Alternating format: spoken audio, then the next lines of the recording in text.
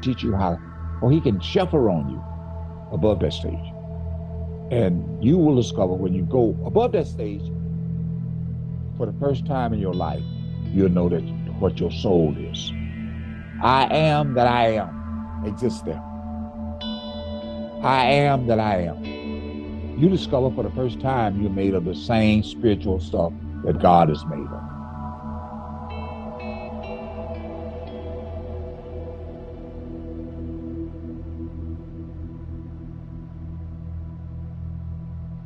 For starters, are you said that the astral level has, or astral realm has two, it's basically the top and the lower, right? Or the higher and the lower. It's got the lower, which are the hells, the middle, Okay. which is where most people who live a good life go, and then the upper part, which is people who got greater attention to go up to there. Just like in this world, you got people who live in the ghetto, right? People in prison. This world got hells too. They Mm-hmm. got lower forms of hell, solitary confinement, where you isolate, you want to kill yourself, right? But people who commit suicide, they don't know they can't kill themselves. Consciousness cannot be distinguished. You got the consciousness of God. God can't kill himself, but he Now, created entertainment for himself, which is us. oh, I believe that. I definitely believe that. So there's two questions that come out of that. Hopefully, I don't forget the second one. But for the hellish realm, so we already know that karma is the way that we kind of clean up anything that we did wrong, right? Like we did something wrong in one life, a few lives later, or the next life, we Yes. might, you know. So what is the purpose of hell? Like when somebody dies, if they did a lot of bad stuff, is it a choice that the soul or the higher self makes where it's like, okay, I want to clean it up now. I'll go into the lower realms and clear out this energy, or I'll come back and I'll do it through the next couple of lives. Is it a choice of going into hell, or is it kind of like you just fit in hell You and that's make where the you're going? choice. You make the choice while you're in this human body. You go kill somebody, you do some evil, you hurt people feeling you just rampant because you feel God doesn't exist to some extent. And even if he exists, somebody can come and hurt you. You may want to go and hurt them, right? Mm-hmm. So I'm saying uh, hells exist in a more intensified level in the astral plane. The pain is greater because the senses are enhanced. So therefore, the pain is greater. Just like you can feel pain in the dream world, but it's not as intense as in this world, right? Yes, yes. So that So confirms what people say. They say that the astral world, that your astral body can feel sensations even more than the human body. I've heard that before. yes, and all of these experiences are temporary. You are a reflection. Each level is a reflection of a reflection of a reflection of a reflection. But as you go higher, they become more perfect, more beautiful, more glorious. Okay? Hmm. Yeah. And any other question? Uh, well, I mean, the other question, I mean, like, a lot of you, what you experience, like I've had an out of body as a kid, so I know how it is outside of the body, but I didn't go into any kind of realm, you know. Okay. But is it safe to leave your body? Because there are people who either say that it's the reason to be here is to learn how to leave your body and to go into the other realms. Then there's other people who say that there are angels and stuff that said, get back in your body. What are you doing? Okay. What Okay. is the answer? Let me resolve this conflict. I'll give you an answer in this world. If somebody gave you a nice ticket, a round trip ticket, first class, and said go to Korea, would you go? Sure, You can get kidnapped there, right? Don't you know a lot of possibly. Americans have gotten kidnapped? There was a fella in the army. He jumped on and went to there, and he couldn't get away. And they eventually sent him back to America because he was no use. So people get kidnapped in these different countries. Would you go to Russia, Okay, knowing that no, no, no, no. because you got the knowledge? So it's not good to meditate on your own. You you could get lost in the physical region. There are so many areas that got black holes. If you get too close to a black hole, you get sucked in, right? Hmm. Even light gets sucked in. Too much areas out there. Why take a chance on your own? Yeah. So God has set up a system. I'll tell you what his system is. His spiritual system, when he made the human being, he made this path inside the body of the human being to go back. He does not count on anybody else. If you start crying, I don't know if you have any children. Mm-mm. So if you've been a child, if you see other mothers with children, they have a baby in a cage, the baby is quietly sleeping. The mother's in the room sleeping too. But when the baby cry a little bit, the mother just turn over, the baby go back to sleep. But the baby start crying real loud, the mother gets up and pull the baby and give the baby some milk or try to quiet the baby down. The Lord operates the same way. We are his babies. When we cry from pain, he will eventually intensify your seeking.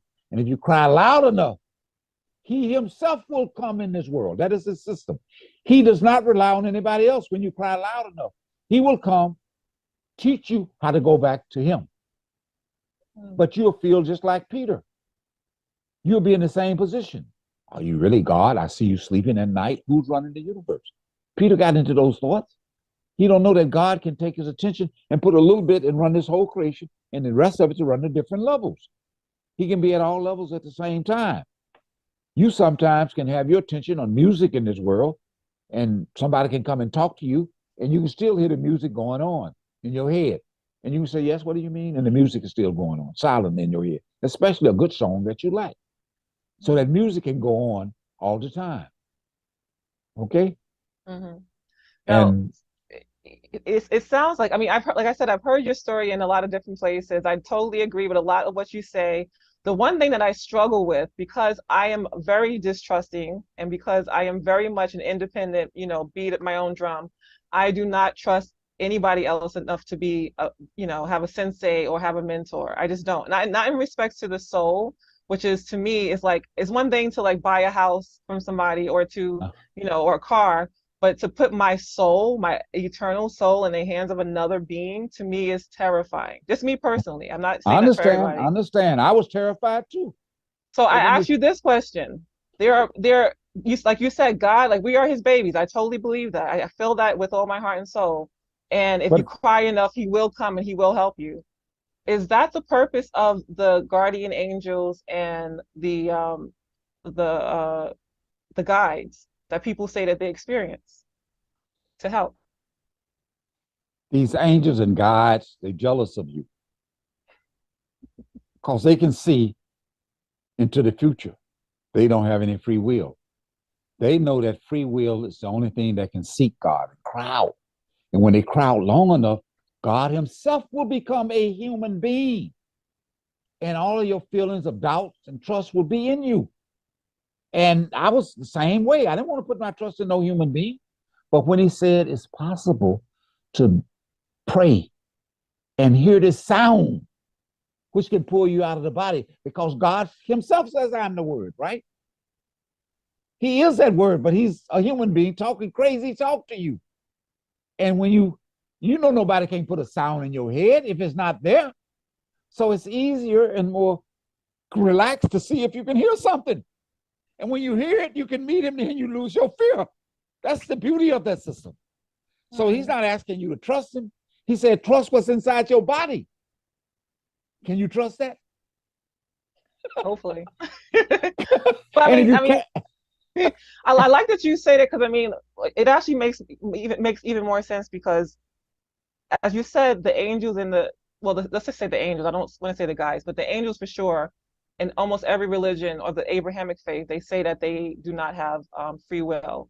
right. But in order to say that they don't have free will, that means that their will is the will of God, and that's why we should feel even more secure if we do have these angels that people say that they have, guardian angels, because it means that you have a God in you, and you have these little pieces of God that are protecting and watching over you, right? Ultimately, because their consciousness is not coming from something else; it's only coming from God. But you can only catch up with these angels when you die and go into the astral plane. They can help you in this world, but you may say, "Who was a ghost around me?" We don't even want to see loved ones I've who. been helped. I've been helped by angels very clearly. I get in a lot of. I don't know if you listened to my answer, but when you said, "Do you want to go to Korea?" I said yes. I get into a lot of crap. Believe me, my angels on overtime. They work on overtime, so Yes, I know they. them. Yeah, you know them. They can help you in an invisible way in this world through circumstances and situations. But the system that God has set up, he himself will come. All of these holy men who came to this world started all these major religions. And we mostly know about Jesus. He said, nobody can go back to the Father except through me. God has to become a human being. When he comes to separate you from your loved ones. If you read Matthew's 10th chapter, I think it's the 34 to the 37th verse. He says, I come not to set up to create peace, but I come with a sword to separate father from son-in-law, mother from mother-in-law, and daughter from daughter-in-law. And he ends up saying that you have to love me more than your mother and your father and your brother and your sister. You can only love another human being. You can't love a dog. You can get attached. You can't love the smoke. You can't love a cloud. You can only admire the qualities of Jesus, but you can't love him. God wants real love just like you love your mother, your brother, and your sister. When you love somebody deeply, you cry at their funeral. You don't cry for somebody that lived in history. You don't know them. You can conjure up emotion, but you can only cry for another human being. That's the system is set up like that. And that's a beautiful system. And God wants you to love him like that. So he is bound, he's duty bound to become a human being. And he creates all kinds of problems when you're here. He makes you love him more than you love your mother and your brother and your sister. But they'll feel, if they're not destined to be his disciples, they'll say, what you doing? You crazy? You giving this man your money? You running around with him? Are you ridiculous? He got your nose so wide open. He create problems. That means they will become enemies. He says that in that section. They'll become foes in your own household. We don't understand that passage. So, like, I mean, because you mentioned earlier as well, you said that God wants you to seek him. Like, that's kind of like the purpose in life is to seek God. Yes. Is it really? Because I mean, I try to put, I talk to a lot of people. I'm doing my own seeking in the ways that I can. I'm beginning to wonder, like, what I have myself before this conversation came to conclude was that God created all these beings like angels that have no free will. It's like making a little robot, a little doll. And it's like, oh, it's cute, it's fun, whatever, but I'm not being, there's no fun to this. I'm not really being, challenged, So I feel like this being that has nothing above it, nothing at its side, nothing that is its equal, there's loneliness that can come into play into that, right?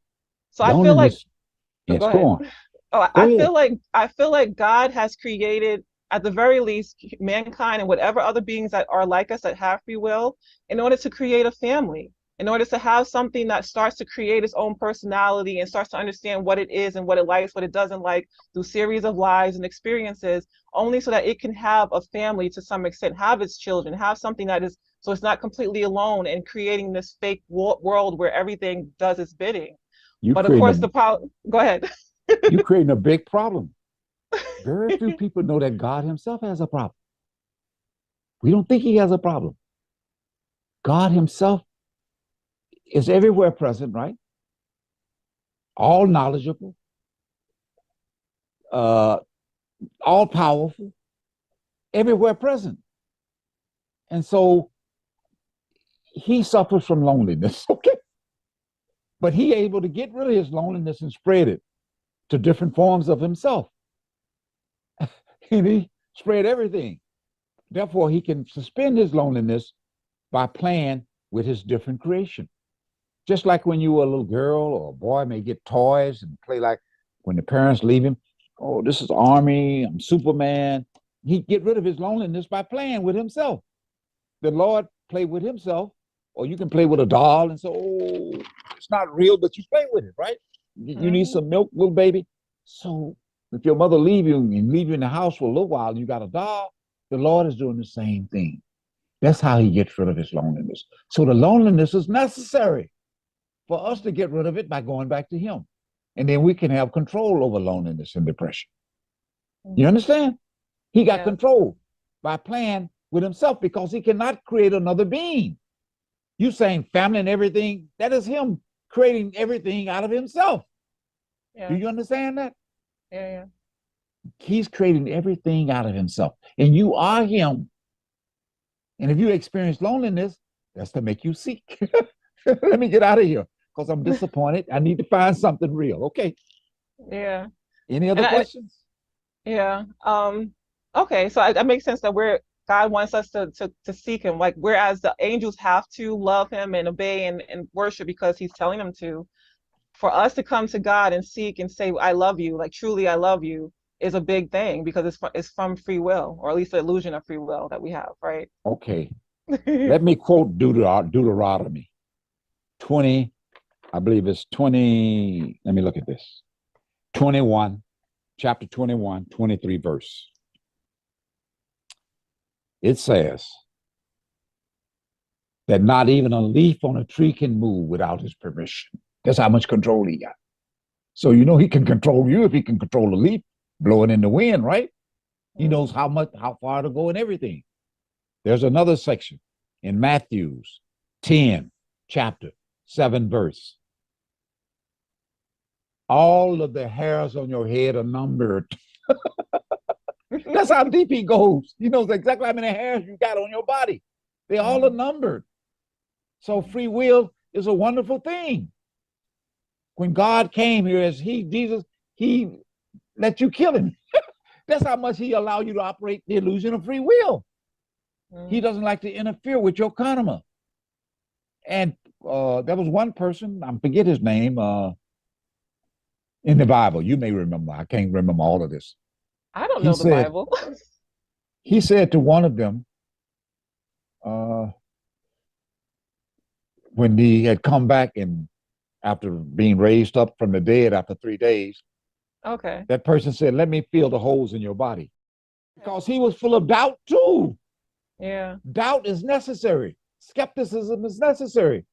Yeah. If you go on my YouTube channels, you'll find the beauty of skepticism because you have it. I had it too. Skepticism will make you go to the very bottom of skepticism. And then when your intellect, which is reasoning, it creates skepticism.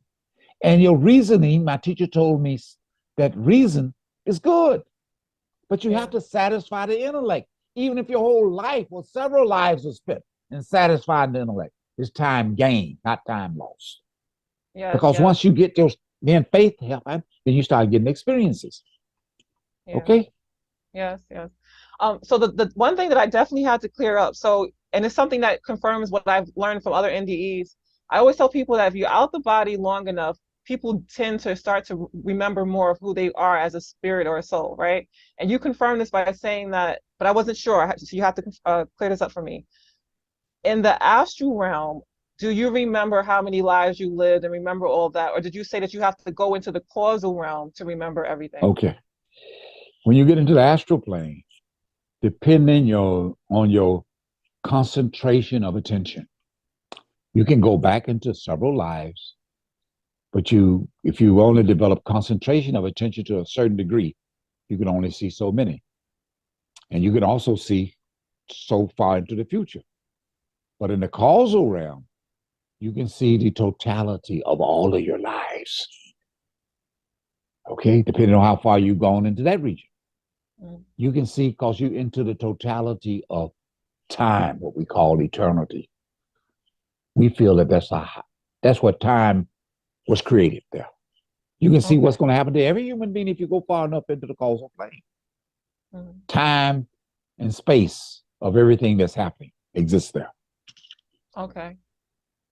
And now, so you clearly believe in past lives, right? Do you believe in multiple or parallel lives? So multiple dimensions, like as in if you make a decision today to have this interview, or you make a decision to go, to a dance or something, and then it makes two different worlds. Do you believe in that parallel? Let me tell you the meaning that I have of parallel lives. You have a life now, and then you have a life when you go to sleep and dream, right? You're dreaming about all kinds of things. So when you wake up, that's a parallel life. There are different dimensions people experience. When they go into another dimension, they can see, if they go higher up, they see another life there. then they come back. That's the parallel life. So Mm-hmm. we constantly having different expression, but these lives are movies. If I want to call them movies, and we acting in those films. Just like Okay. a movie star come and act like a criminal, Mm-hmm. and then he acts like a hero. The Mm-hmm. same person. It's not a different person. And if you act very well, you can get an Emmy award. You can get a Grammy, spiritual Emmy, spiritual Grammys. You you can get a Tony Mm-hmm. if you're on the stage in Hollywood in New York, or you can get a spiritual Academy Award. Okay, that's how it works. Okay. Okay. And so I only have like maybe three more questions, but I love the idea of what you were talking about in regards to the sound. This is something that many NDEers hear, or even people who astral travel, they end up hearing very loud noise. A lot of them say it's like a loud, like almost like a train coming or a Yes, plane. yes. And Yes. they don't know that's God expressing himself in that vibratory energy.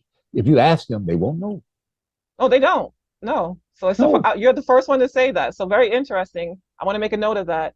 And some people even say they hear the buzzing of bees. I've heard that a lot Yes, yes. lately too. Very weird. Those are the initial sounds prior to hearing the higher sounds as you're meditating. You can hear Wow. those sounds. Yes. And then you have the famous indie ear, Ibn Alexander, who mentions that he was able to hear certain notes that got him, into the different heavenly realms, and that he kind of tried to memorize them to see if he can get back into those realms. Yes.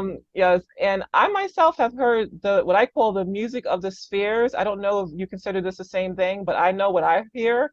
And out of nowhere, especially if I'm going through a bad time, or sometimes just out of nowhere, I'll hear like heavenly music out of nowhere. There's no way it's Yes. coming from around me, but I'm hearing like choirs Yes. of angels. It's very weird. Yes. We can hear Yeah, those sounds. There was yeah. a fella, you can pull him up on YouTube. His name is Dr. Albert Taylor. Okay. He's a black scientist. He's Hmm. retired now. He used to work for NASA. And he used to, without meditating, he will have witches ride. I don't know if you ever heard of witches ride. Hmm. That's an old Southern term where people wake up in the morning and they feel paralyzed. They can't open up their eyes. Oh yeah. Have Okay. you ever had that experience, or you know about it, right? If I had it, it was probably when I was younger, but people say that's the first step to get out of the body. Yes, it scared him to death. And one morning, he would talk to his wife when they would come because it would scare him. And he said, if I twitch my toe a little bit, shake my body, and I would wake up. But one Mm, morning, he couldn't twitch. He thought he was twitching the toe, and he just left the body mm, consciously. And he wrote a book called Soul Travel, Soultravel. mm, And I'm in touch with him too. I haven't told him that it's dangerous to do that, but he was able to travel in different parts of the earth. He didn't go too far up in space, okay? mm. Because you can get lost. There's a silver cord which connects this physical body with the astral body. If you go into the lower part, somebody can come and sever it, and you can't get back in the body. Oh wow. And then you can be lost as a ghost. Wow. People can actually become ghosts. There are several ways you can become ghosts. You want me to mention a few ways, or Wait, wait, leave that wait. alone? Well, no, no. What you're saying is perfect because this is what I want people to understand or to know. But besides being a ghost, is it possible that somebody snaps your silver cord and then they take over your body, like they're walking? They can do that in a strange way. But if you're Mm, a ghost, I have a friend. I was in Mississippi back in the 70s uh, with my wife, and I was visiting a friend, and he was talking to my cousin there, and he was dating another girl. Okay, he talked to me in private. I said, "Well, I don't want to mess with your karma. I'm not going to tell them about it. I'll leave that up to you." So he mm, told me a lot of details. And after I left a few years later, my cousin called my wife and she talked to me, and she says her kids were sitting on the couch and they saw him there because he used to spend a lot of time with her kids. You understand? And they were the only ones who could see him. Just like that movie, The Sixth Sense. Have you ever seen that movie? Yeah, very good. Where the boy could see ghosts. So Yeah. some people are born with the ability to see that can scare them. And when people die, we don't want to see them again.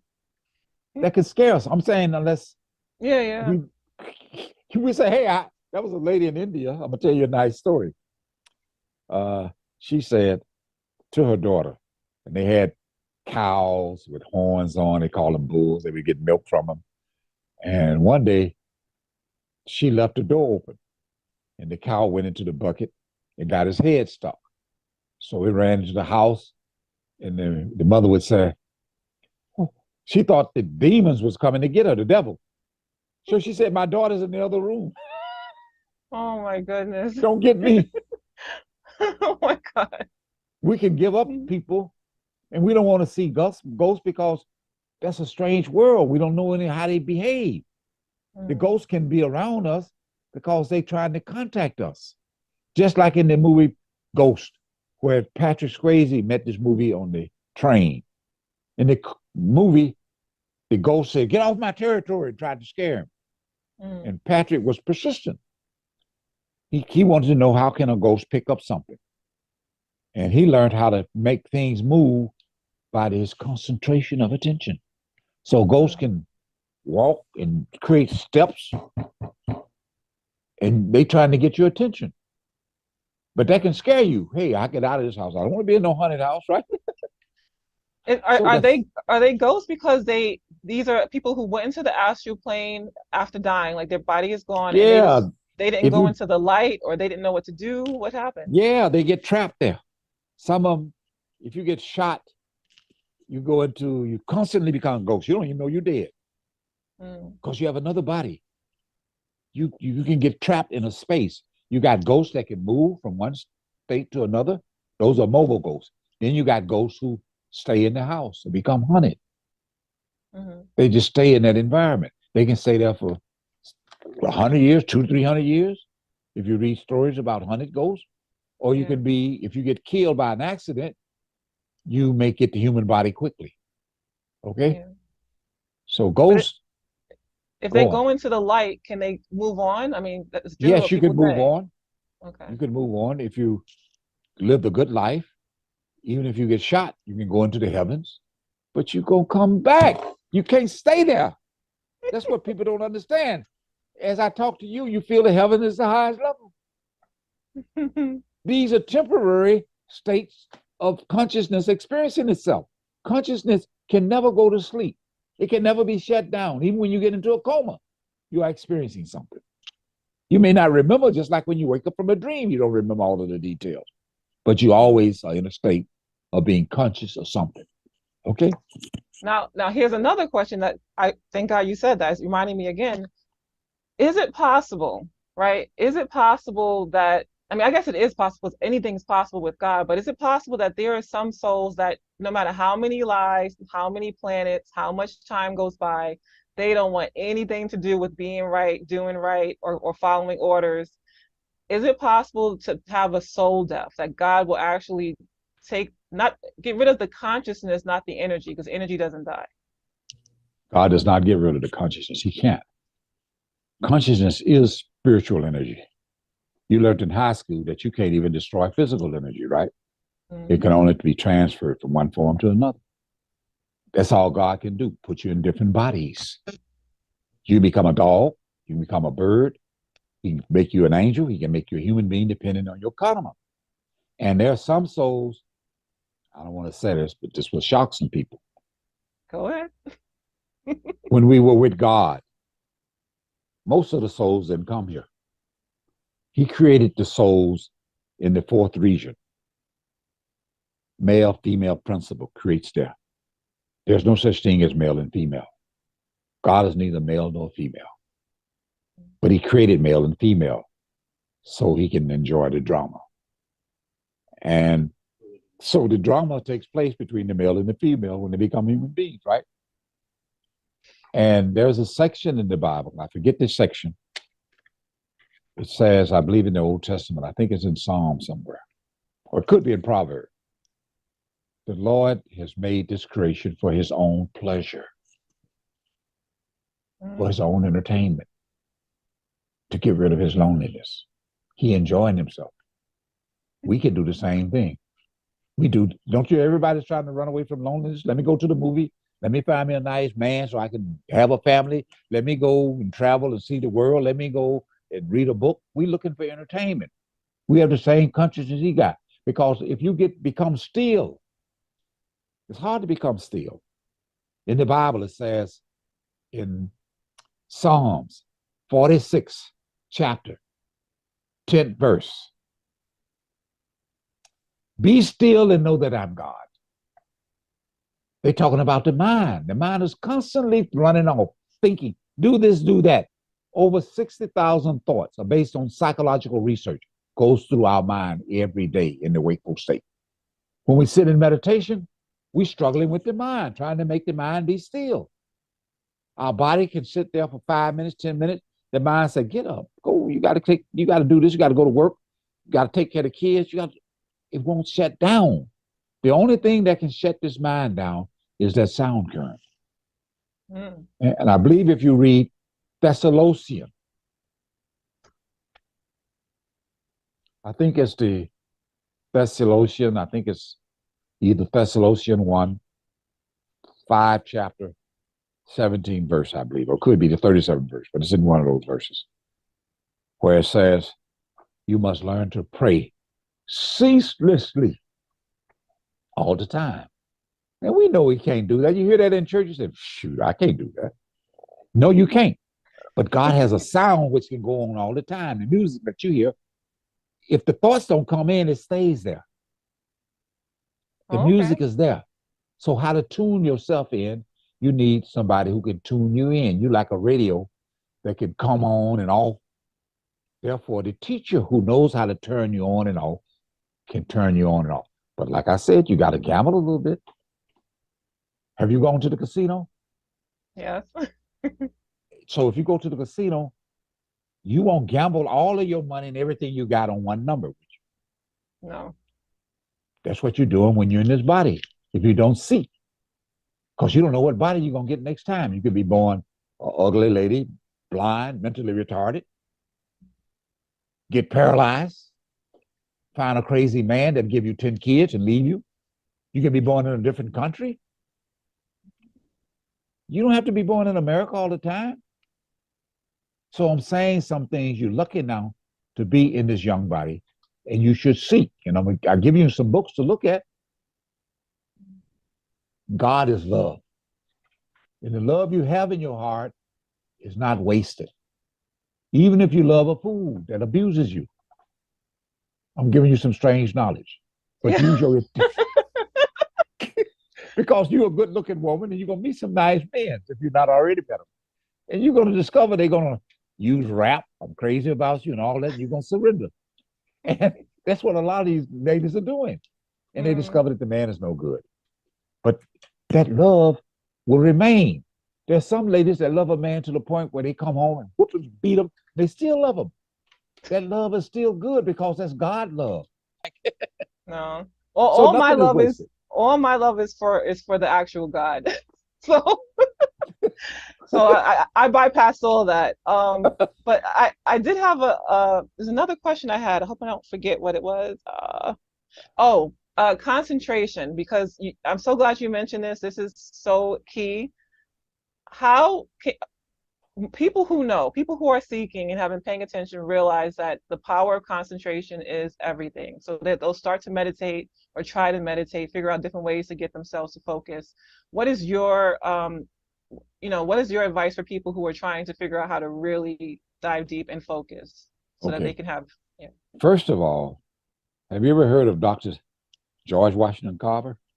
Sure have. Black scientist who was castrated, got out of slavery, and he put his attention on plants. Two plants was his favorite, the peanut plant and the sweet potato plant. And from those two plants alone, he concentrated and he came up with over 400 different discoveries and inventions. medicine, dyes, food. He even came up with rubber. He met Henry Ford in the 20s, who was working on automobiles, T-model Ford. Henry Ford offered him 6 figures, which would be like $1 million or more. Dr. Carver turned it down. He said, I'm not interested in money. I'm in the study of plants. So Ford didn't know how to take that rejection. So he did some investigation, and he talked to his secretary at Tuskegee. And the secretary related to another person which related to Henry Ford, because the secretary got after Carver. He said, you know, the man that does the auditing, I came to your office, I looked in your desk when you were not there, and I saw several checks uncashed. He said, you need to cash them because we don't want the president getting on you. Carver was only making $1,500 a year.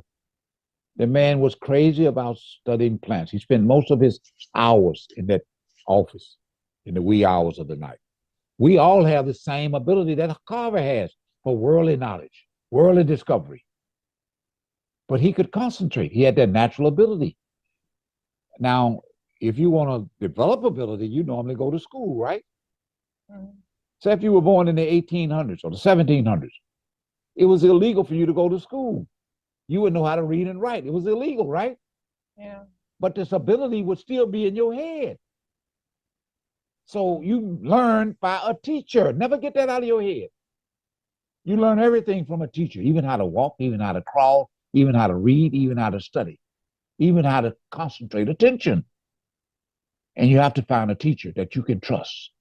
One of the ways you can tell from a teacher, the real high teachers, they don't charge any money. Okay? And they're full of joy and happiness, and they're full of love. And if your intuition operates, you can pick that up when you're around them. Physically, you can observe them. Mm. Okay, any other thing you want to ask? No, that's everything. You answered some questions that I had even in that, so perfect. Okay, so I'm glad I solved all your problems. And there's a section in the Bible, since you said perfect, the teacher can unlock this knowledge from within you. And the whole purpose of going through all these different species, there's a section in the Bible. I think I have it on one of my notes. Let me look at it. Yeah, no problem. In Matthew's 5th chapter, 48 verse, be ye perfect as your Father is in heaven. Mm. Now, so you go through all of these species. A dog has a quality of God, an attribute of God. Some dogs can give up their life for their master, right? Mm-hmm. Some dogs will protect their master. A tree has a perfection of God too. I'm gonna let you guess what the perfection is in a tree. Once I tell you, you're gonna agree. What can it do? I was just saying to be still or to protect. I don't know. It's got patience. You can't think of anything more patient than a tree, right? Yes. It's fixated. So when you become a tree, which is life, you become several trees, you have great patience. Patience is necessary to sit in meditation. And you got to sit. Some people get tired. I'm tired after a few minutes. Mind is fighting them, beating the hell out of them. They get bored. They don't want to be sitting, closing their eyes, and just sitting by themselves. They get tired. I got to go to work. I got to put on my makeup. I got to get into the world. I need to use these senses into this world. But these senses can enjoy a higher experience if it can go inside. Make sense? Yeah. So I have solved maybe 99% of your questions. And you're lucky to get them satisfied, because I didn't get into your head. I only solved your question by giving you answers. You can say I gave you answers from within your head, because that's where you got the answers from, right? I'm not a magician. And I only got one sense. Mm-hmm. That's the sense of humor. And that's, okay.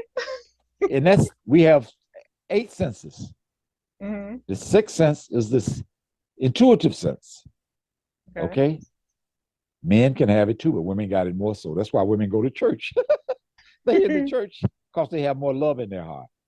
Mm-hmm. Then there's the Sixth sense, you can almost read what's in another person's mind, but you can't fully do it until you get into the astral world. Women can tell if a man is BSing her. Therefore, you say you don't want to love nobody but God. That's because of previous life you have suffered, maybe. So you got your eyes wide open, Uh-huh. but you made a mistake. You should have said, Lord, give me an ugly body because they're going to be after you. Okay. Well, anyway, uh, you stir up all these qualities while you're in the body. These attributes, which are in all of the different species, at least one quality is perfect. If you look at a beehive or in an ant hive, all of the soldiers ant will give up their life if you watch them. There's a movie called Hellstrom Chronicle. You'll see all of these different species. You'll see the qualities in them. Hellstrom, Hell's Elstrom. Chronicle. Okay. There's a species that in the beehive or in the ant hive that will protect the queen. They'll give up their life for the queen. They fight other animals or species that try to crawl in the hive. And you'll see them losing their legs, losing their arms, trying to fight to the death. They have that devotion. You need devotion for God, right? Mm-hmm. And then they have patient beings that are patient. And then if you look at the what is that species that eats wood? Termite. Termites? Yeah. Yes. You'll enjoy that. It's an ugly creature. It's huge, like some snot. It looked like snot. Okay. And then the little termites pick up that creature because it can't walk. And they take care of that creature. That creature's doing nothing but giving babies all the time. So it's dangerous to love sex. You can become that. If you put too much attention there, you can become one of those beings that just give birth all the time.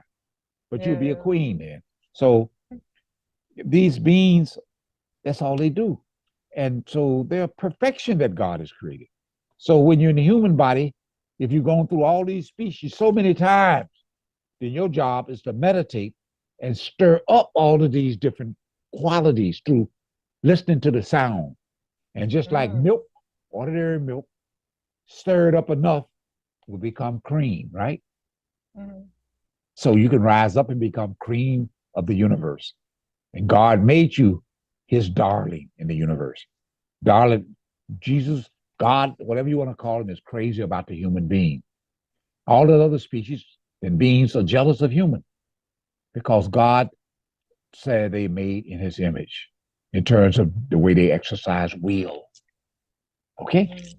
Yes, yes. I like that. I that's definitely new to me. I like the idea because I've had guests that like your friend Betty Edie, I think her name was Betty. Yes. So like her, many of my guests have had experiences where they bilocated, where they were a tree, the sun, a flower, all of these things. So when you think about that, that the consciousness can move around, and that we've been all these lower beings and that we've perfected those lower beings. I never thought about this. Like you really did just right now that you can pull in all of those attributes to perfect it, like to bring them all together and then move to the next level. One guest, Rafael Garcia, he went through all the levels or dimensions of that there are, or he experienced, and he was the sun at one point, the actual sun. I was just like, that is amazing. And here's the weird thing he said is that it wasn't heat that the sun is giving off, but love. That all those explosions is really just love energy that's going to the earth and to the other planets. The sun got a huge amount of karma, giving us food, life, heat, everything. Yeah. And the sun can live for billions of years. Would you want to be a sun? Nope. You want to be with the real sun. You want to be with the real sun. Yeah, okay. Yeah. But I love your story because especially you being a African, I'm assuming like me, you're African American, right? And so we're from a group that, while we had those superstars like George Washington Carver and Harriet Tubman, who, I mean, these are souls that had to have been like supreme masters because they went through hell and still did major, accomplishments, and didn't let it get them down. But when we're coming from this group that has now kind of turned into another type of being that, a lot of people today, I feel like they let a lot of the aversions and the challenges get to them and make them less than they could be.